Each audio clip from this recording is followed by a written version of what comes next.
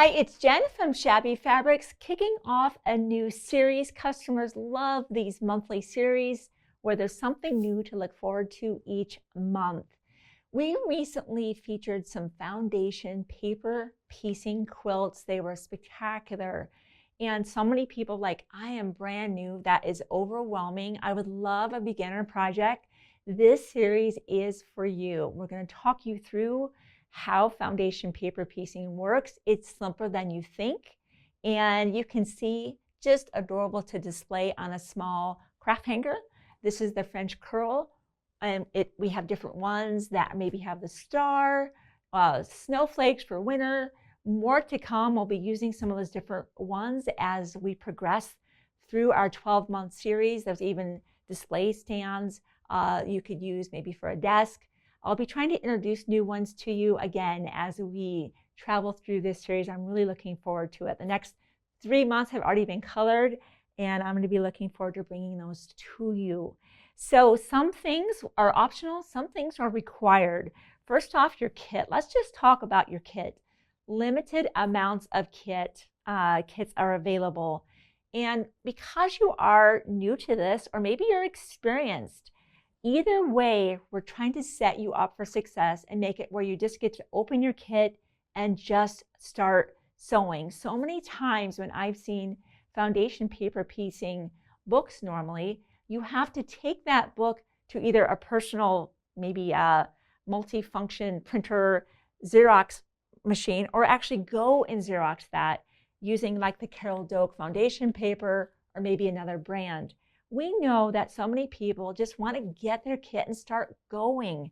So we have gone ahead using the Carol Doak foundation paper, which is perfect for foundation paper, and we've already printed this for you. Not just one set, but two. That way, if you are brand new to this, for your page one, just cut that exactly in half. One is to practice with, one is to use on the real project. Of course, with your practice one, be sure to use some scrap fabric you have from home. Same with page two. Page three, because of the elements, we couldn't do two sets on that. You'll be getting 2 pages of those in your kit. One of the things that we did on our recent quilt that we featured, Cadence Court, is it's important as you cut your fabrics to label them right away. Some people were using sticky notes.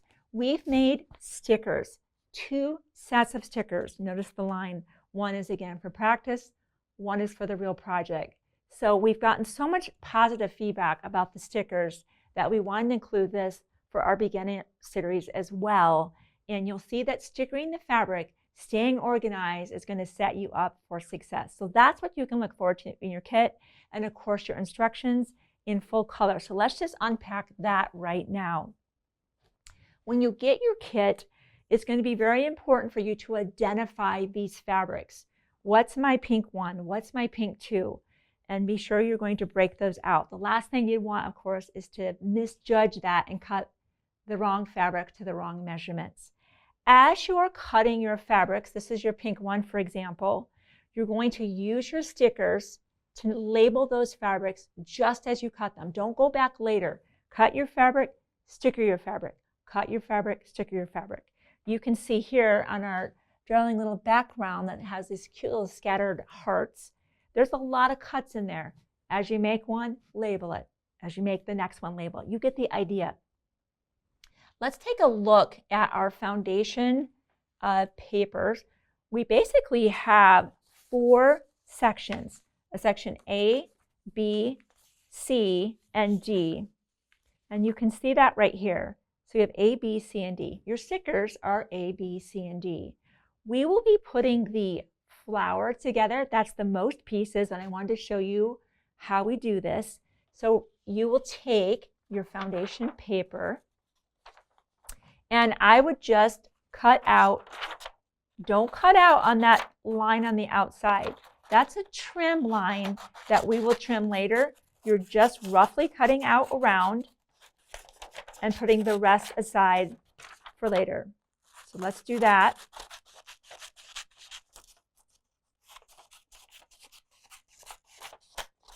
So we'll be working with our shape D.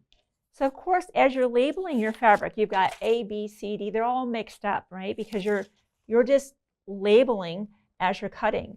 Get organized. We're going to say, okay, we're working on this shape that's all letter D. So I have gathered up all of my shapes that were letter D and put them in numerical order. D, of course, D1's on top, and my highest number, D15's on the bottom, and they're all in sequence. That's going to help set you up for success. Some of these notions are optional. What's not is the add a quarter. It's a really cool tool meant, again, for foundation paper piecing. There's this edge here, this lip that we're going to use. This is the combo pack. This is the add a quarter where you're getting the larger ruler as well as the shorter ruler. It's a combo pack. They have it both in the pink and the yellow. You can buy these rulers individually. I find they're great to use in combination with a bigger piece. I've got my bigger ruler, a smaller piece I'm grabbing for my smaller one. So if you're going to be jumping into the series, which I hope you will, pick your favorite color, yellow or pink, and grab the combo set. You'll certainly be using both of those interchangeably. So that's going to be a very important tool that we're going to be using. The light box I'm going to use just to help you see the process. Not required, but definitely helpful if you've got one at home. Be sure to grab that. It's going to be super helpful. The thing that is different about foundation paper piecing that is absolutely not intuitive is that you would think that we're going to be putting all of our fabrics on the front of this where we're seeing all of our lines and all of our letters and numbers. Not correct. This is actually what we're going to be, our fabric is going to be here, and we're going to be sewing from this side. That's the part that every time throws me. If I haven't done foundation paper piecing in a while, I'm like, I can't remember how to do this, and I have to watch my own video back. Okay, piece D1. First off, we're going to locate that on our paper and, of course, our fabric. This is the only piece that we will actually use a little bit of glue to just get that kind of locked into its position. This is something I want you to keep in mind. That is also something I had to keep reminding myself. You would think that the only thing we need to do is just cover the boundaries of that D1. I want you to visualize a 1/4 inch seam allowance all the way around that. And that is true of every shape that we're going to use. So that's why some people are like, why is that fabric so big? Because we're not just covering D1, we're planning on a 1/4 inch all the way around that, and we want to have a little bit of wiggle room and breathing room. So when we put our fabric, which will be right side up on the back side, notice it is difficult to see. We can certainly hold it up to the light and I can see that, or in our instance, let's go ahead and use the aid of a light box. This will be the only piece that we actually use just a dab of glue. I've got the sew line, a glue stick at home will work. You don't necessarily need to grab that, but if you'd like to see what I'm using, I've just got the sew line glue. And I'm just doing just a dab of glue, almost nothing. And again, I'm not positioning this like this. I'm positioning this so that without question, I have easily a 1/4 inch all the way around. I'm just going to put a little bit of extra glue. I don't want that to move because remember, we're going to be sewing on all 4 sides of that, adding things as we progress through our block. So you want that one locked down without question. You're like, okay, now what's next? D2, of course. D2, and we'll flip this back over so you see what's next. D2 is here. So notice there's an angle here. We know we have to cover this. And you think, well, that's plenty of room, and it is. But again, it's not necessarily intuitive how to do this. Now, before we even add that, the first thing that we need to do is actually trim. I'm just going to move this out of the way for the moment. You say, how do I trim? See that line in between? In your combo pack, you have, this isn't just for marketing, this tool right here. We're going to use this as an edge. So the D1 and D2, I'm going to try to get my head out of the way. We'll use our, this is a nice kind of more rigid paper, and we'll fold just the paper, not the fabric, back over that edge and give it a good crease. Kind of use your fingernail there. Once you have that, I'm going to use my smaller add a quarter because I'm in a small shape. And notice how this is a ridge that just locks in, and I kind of just push it so I make sure I'm up against that good and rigid, and I give a good trim.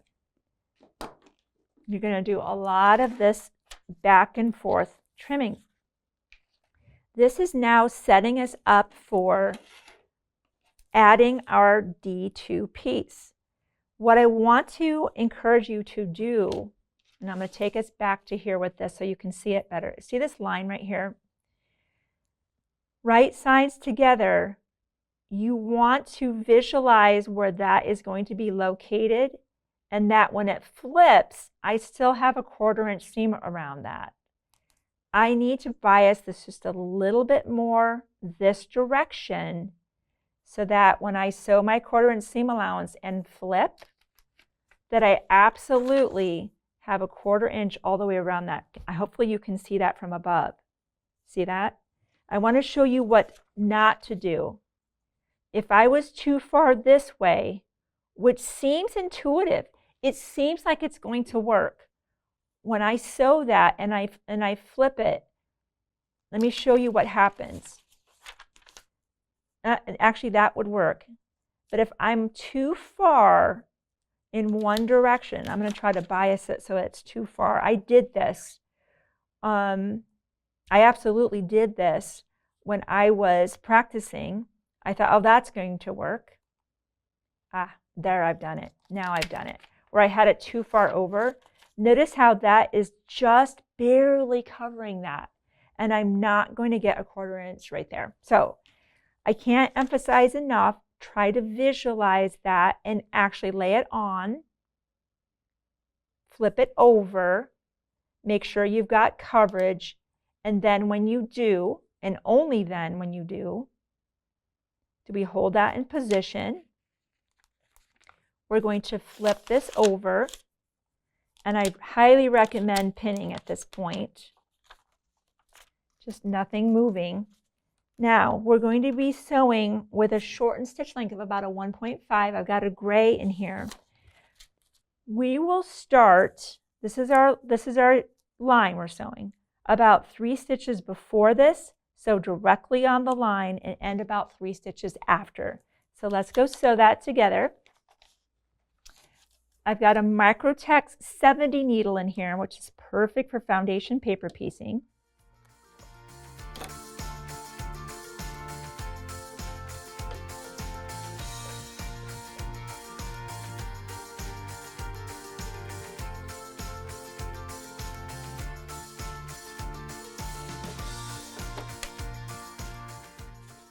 Okay, and I'm going to teach you an acronym that Diane taught me, TSP. And I'm thinking, TSP is a teaspoon. If you cook, you know what that is. The TSP, T is trim, S is sew, P is press. That's what I'm about to do. We'll press to the outside. So here's where we are. You're like, okay, where are we going with this? Okay, TSP. And we do it again and again and again. So 3.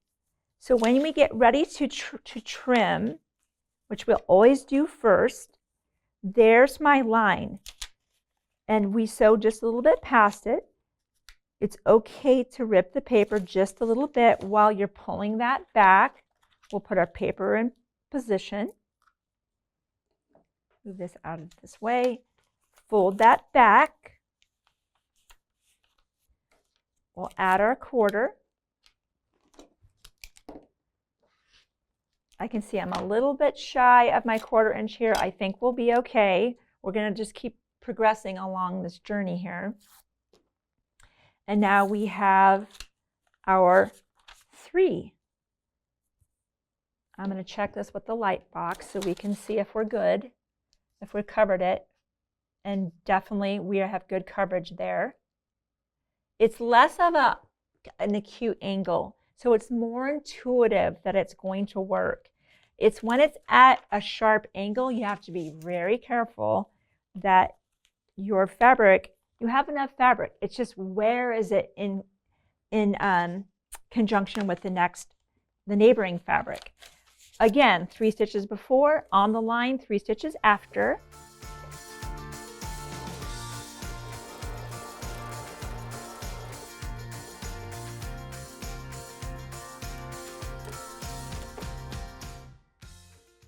So we know that we trimmed, we sewed, and then P, press. Trim, sew, press. Trim, sew, press. You'll soon really fall into a rhythm. It took me about 4 or 5 rounds of this. I'm like, okay, I get it. I just keep doing this. So we have pressed. We now know that 4 is our line. So right away, we bring in our paper. We know that we'll have to just rip our paper just a little bit. We can support that with our nail if we need to do that.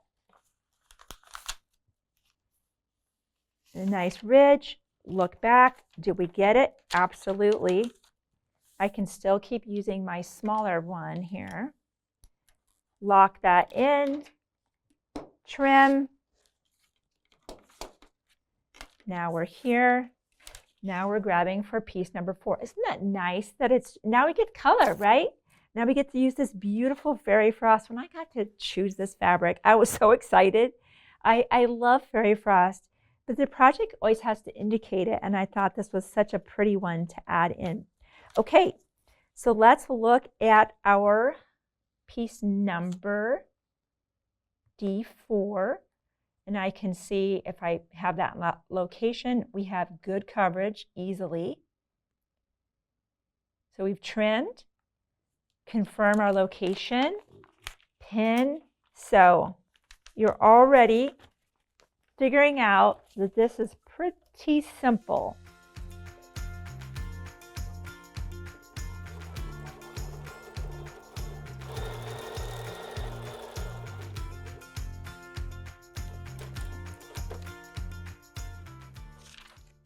I think my favorite part about foundation paper piecing is how crisp everything is, how beautiful everything is. And it's very relaxing sewing on the line, right? I'm not having to find a 1/4 inch seam allowance throughout my project. I will later when I sew all of the sections together. This is a very relaxing process. So we trimmed, we sewed, we press. Now we're here again. We have D4. There, I'm going to do it one more time. There's our angle. We double check our location. I'm just going to use the bigger ruler so you're seeing that. I don't need to, but I'm starting to wear part of my project here. I'm just going to run that along here. You can absolutely do this whole project with the big ruler if you want. We will definitely be using the bigger ruler and these longer parts of the leaf. You're going to need that. But if you like to have both the small and the large, again, I think the combo is a great value. So we've trimmed. Of course, we would grab piece D5. And if you want to be particular about the hearts, I didn't mention it before, whether you have it like this or have it like this, you can start to be mindful of that if that's important to you. So here, if I want to have my hearts like this, then see here. If I want them like this, I would be like here. If I want to display them like that, now they're like this. So you can just be mindful of that as you prefer. Maybe you don't care. We're just going to check our location. Oh, we need to slide over for sure, right there.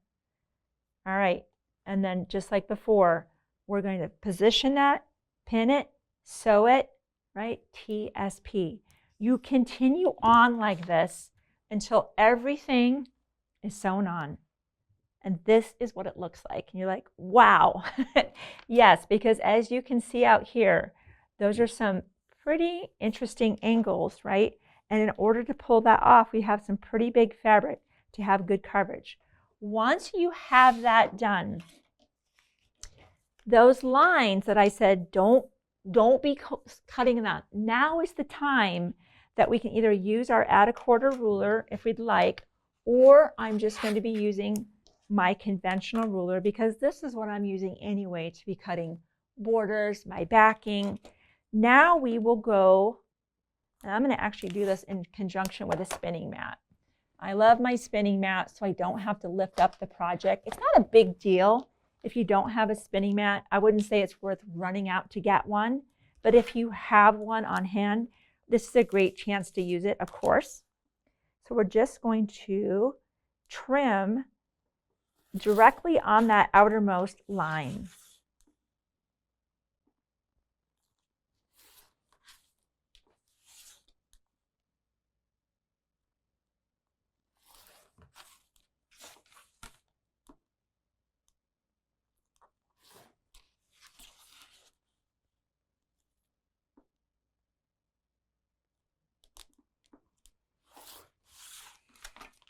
And there is our flower. You're like, I love this already. Yes, it's a really cool, it's very satisfying. It's very satisfying, and the project comes together quickly, especially when you're highly organized right from the onset. So let me grab our pattern again, and we're repeating these processes so that we have our section D, A, B, and C. And I've done those other ones ahead of time because I want to show you now assembly. So let me just clean up just a touch here so you have less to focus on. We've already done all of that.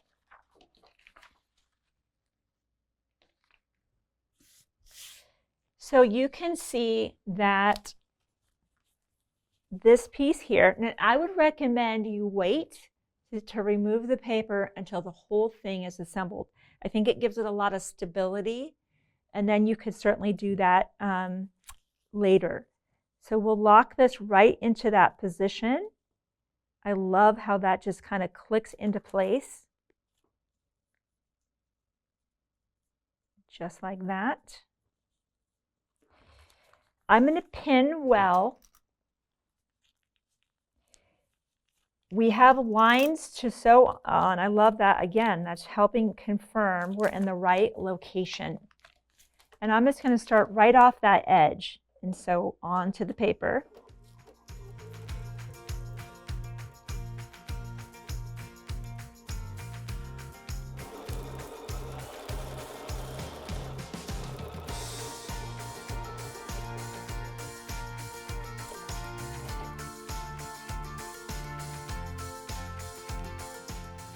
So the pattern will include, of course, your pressing instructions. We'll give a good press here. Move that off to the side so you can see here. And we'll press toward our stem, and our flower and our stem are taking shape. So you can see that the larger piece will be on the right and our smaller piece is here. Something I want to point out to you, when we have our shapes here,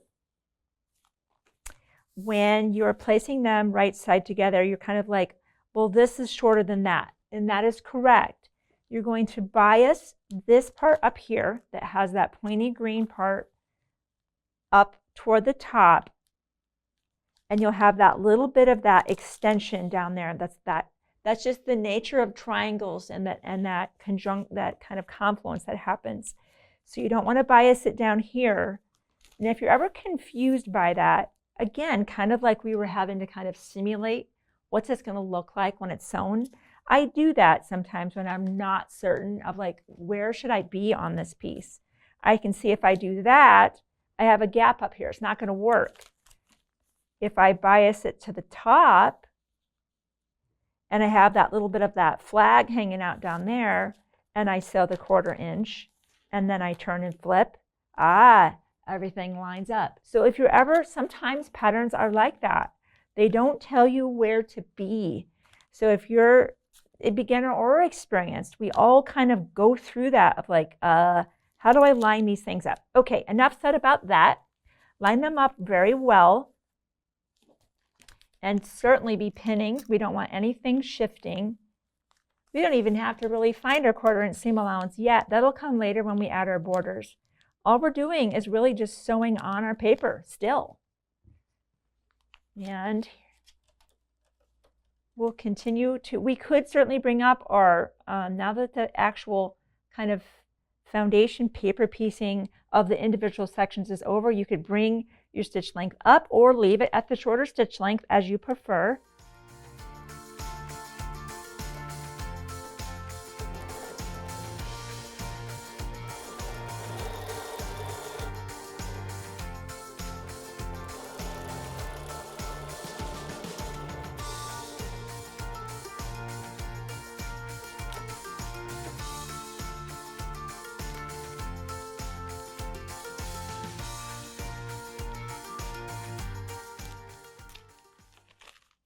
And I see this one is having us press toward A.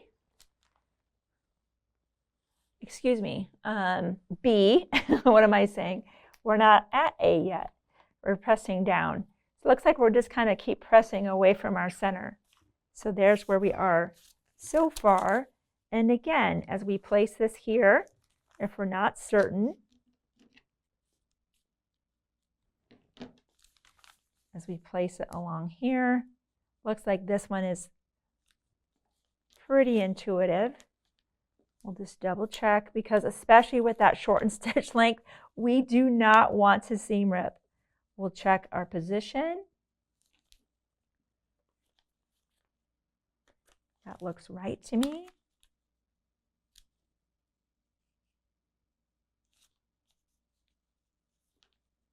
Check it one more time. That looks correct. We'll pin and go. Okay, I will do that. You get it. I will get that done and I will be right back. And then it's time to start removing our paper. Some of it's easy to get. If you have any problems, we're just going to use our tweezers to get into those little crevices.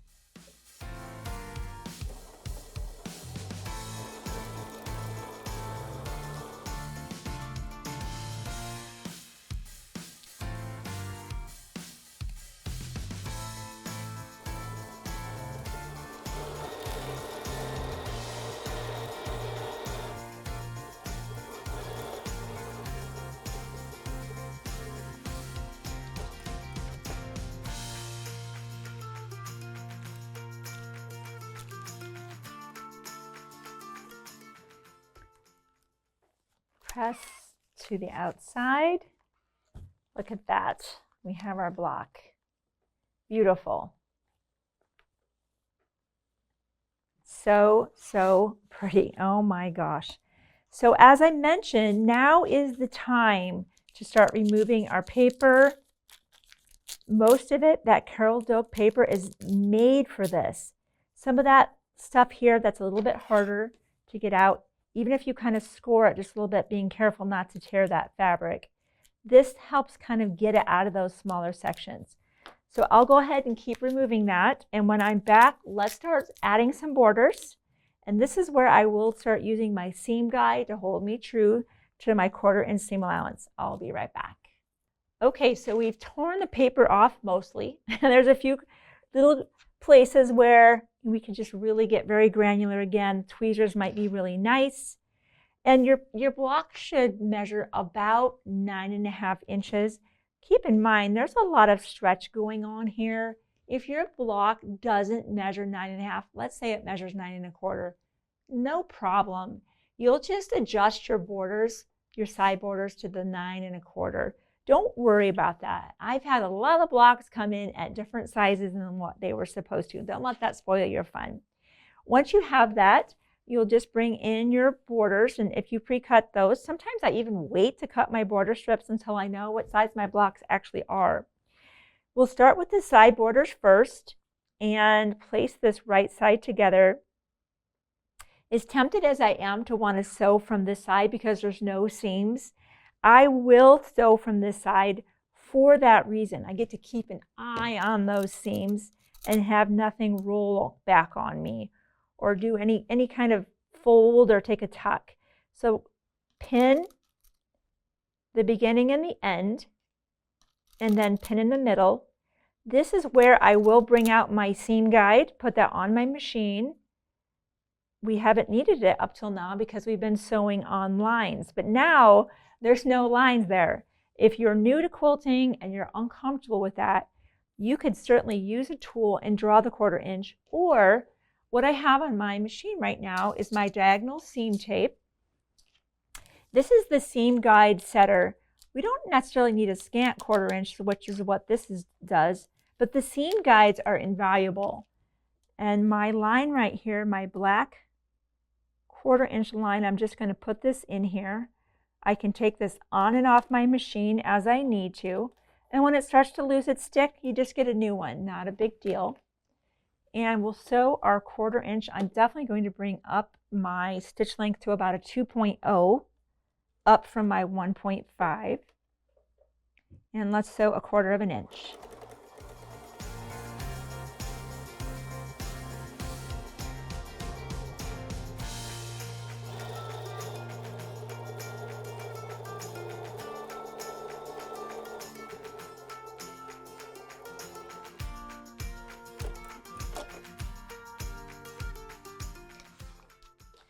We'll definitely be pressing to the outside. There's no seams out there, and the seam is naturally going to want to go to that side. This beautiful fabric is Fossil Fern by Benertex. I just love that it looks, so watercolory, blends so beautifully. Obviously, we'll sew on our left border, our top and bottom border. I'll get that done. We'll come back. We'll talk about finishing this up. This would be a great one to go ahead and maybe do a little bit of top quilting on your own machine. These bigger quilts, of course, are going on long arm quilters. This gives you a great chance to do a little bit of quilting. I'll get those borders on and I'll be right back. So the borders are sewn on, and now our next step would be to grab a piece of batting. Of course, we need our backing. Those are in your kit as well. Backings will be different. We've got lots of pretty ones in mind for you. This is just, the kit happens to have a pink one on the back. And you'll layer this all together. This might be a great chance to use the Clover Wonder pins. Some people like a basting spray. However you want to kind of lock those 3 layers together. Now we get to really kind of do a little bit of quilting. We have a 2-piece thread set. We know you've got, everyone's got white, right? But we want to include the pink and the green. And if you look at the sample that we did, and Diane did this one, what I had learned, and I thought this was very clever of what she did, I'm so used to like stitching right in that ditch where I'm literally trying to pull it apart and really kind of bury my thread in there. Sometimes I miss though. Let's say I'm sewing with a white and I miss, and now you see the white on the pink. Or the other way around, let's say you're sewing with a pink and you miss and you're seeing the pink thread on the white. Notice that, and we'll try to get a close-up. This green, she deliberately sewed on the green, just across that edge. And I think it's a really nice feature because now you see the thread. You're not really trying to hide it. You're actually accentuating that. And I think it added a lot to the project. For the ones that are the white, like right in here, by all means, you can either just skip those and just focus on the green and the pink, because I think there's enough going on. And here, even around the borders, she didn't stitch in the ditch. She stitched just on the pink border with the beautiful pink. So I thought that was really pretty. However you want to go ahead and get that quilted, once that's done, of course, you're going to trim around so it's all nice and cleaned up. In fact, I can just mimic that real quick. So we're just looking at the back of our project. I'll just kind of use the, let me grab a ruler here off to the side. And I'm going to trim this up. I want to show you how to do the hanger. And the hanger will be the same whether you want to display it on the craft hanger or on the table stand. It's going to be the exact same process, but I definitely wanted to show that to you, because if you're going to be joining us for the series, you'll be wanting to know how to do that. And it's very straightforward.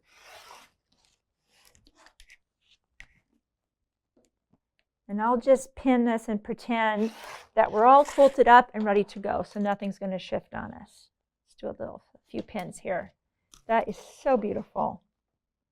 And you know what? Hey, if you want to do some decorative stitching, You know, we would love to see how you're going to personalize it and make it your own, really kind of accentuate your skills and maybe what your sewing machine is capable of.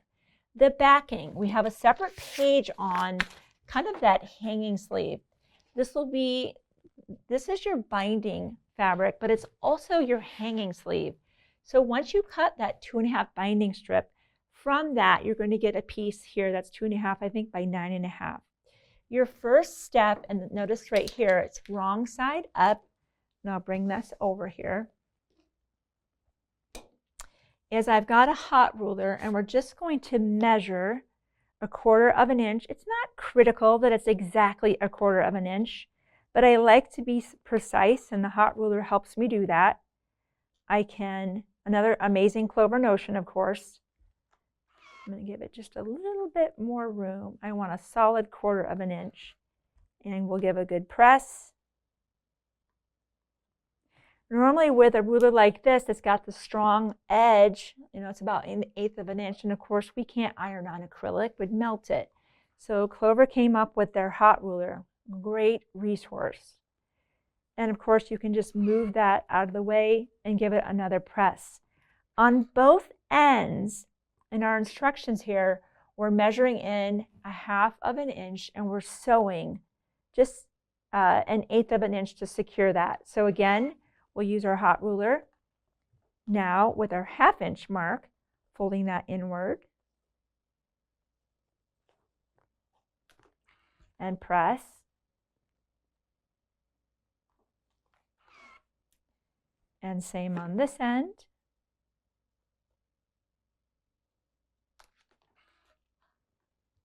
And press.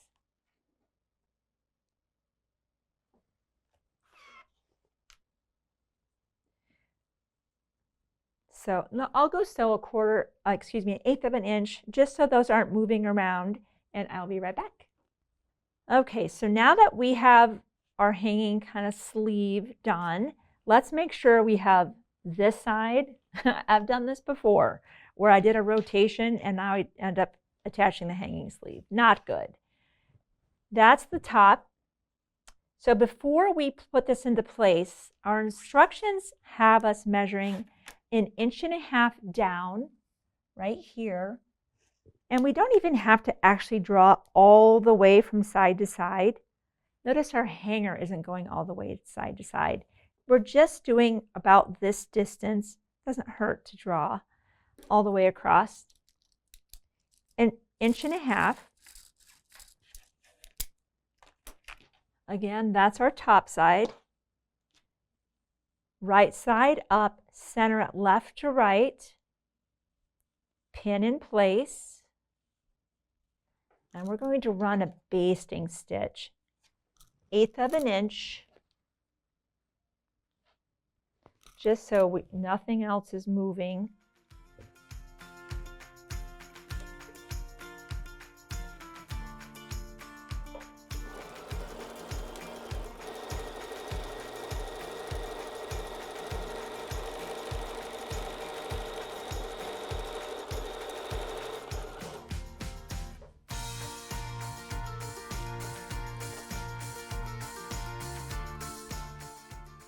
Now that that's basted on, we bring up the bottom to that drawn line to create the tunnel for our hanging sleeve to be able to fit. Now that we have to do a little bit of hand sewing, because of course we can't sew because it'll come to the front where we have our beautiful borders. So just a little bit of hand sewing. Don't panic though if you don't like hand sewing or you're not comfortable with it. Any needle will work, obviously not a sewing machine needle, but Richard Hemming size 4, a great, super affordable.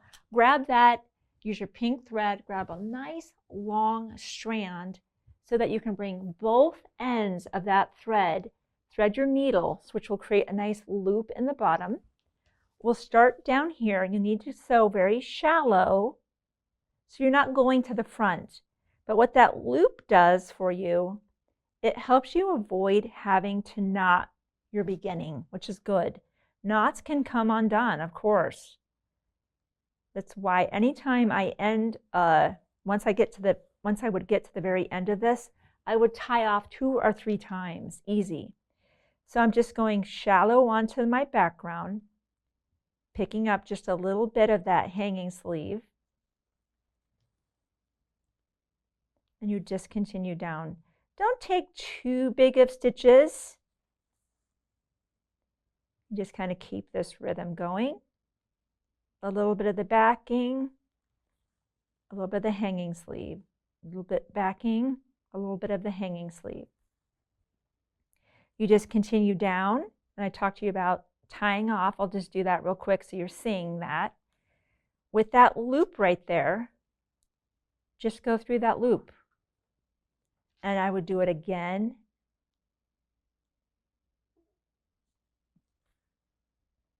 Go through your loop. And then you can certainly just kind of fish that through underneath. Tie off. Cut. And now you're done. Of course, you'd be removing your pins. And now comes the binding, right? That's a whole separate series that we filmed, and we gave you about 3 or 4 different techniques. So if you're curious about binding, be sure to check that out, pick your favorite technique. And of course, now your wall hanging is on the way. So you can see foundation paper piecing is a lot less scary than maybe you initially thought. A whole lot of fun, and I'm having an absolute blast designing all these as we're going to continue through our journey all throughout the 12 months of our foundation paper piecing series. I know this has been a longer video. I didn't want to leave any step unturned, maybe except the binding, where you can go check out those videos. But I wanted to just demystify how foundation paper piecing works, and I look forward to seeing you next month as we continue our series.